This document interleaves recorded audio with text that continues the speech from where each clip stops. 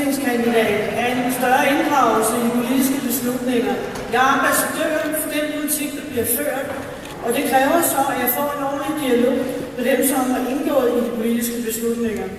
Tag for eksempel finansloven for 14, hvor jeg på det årlige møde med hovedbestyrelsen i november 13 fik en systematisk gennemgang af forløbet med først Enhedslisten og derefter de borgerlige.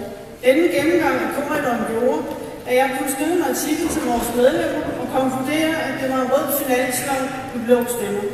Jeg blev rost for flere medlemmer, der var glade for at få en ordentlig gennemgang af forløbet i forhold til pressens. Før vi havde magten, lavede vi sådan arrangementer, hvor vi folketingskandidater blev inviteret på Christiansborg 3-4 gange på et år, for at blive indført og have en dialog og diskussion om den politik, som vi vil gå til valg på med SF.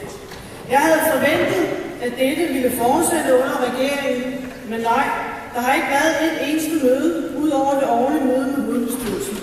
Helle lovede på hovedbestyrelsesmødet november 13, at de op til det kommende valg vil blive genoptaget. Jeg må desværre sige, at det ikke er tilfredsstillende. Jeg sidder på første klart mandat for medlemmerne i Farsekredsen ved en urafstemning. Derudover skaffede jeg stemmer til S ved sidste valg.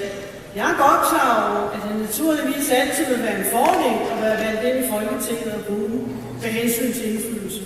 Men jeg havde ikke troet, at man som folketingskandidat, det arbejde, der følger med, som artikler, taler osv., har lige så lidt indflydelse som en passiv medlem. Og jeg har trods alt været i S i over 30 år. Jeg ser også dette her som en forklaring på vores kommunikationsproblemer, når man ikke engang inddrager de ambassadører, man har. Min opfordring til ledelsen skal være at få ændret på folketingskandidaternes manglende inddragelse i den politiske virkelighed. Tak for ordet.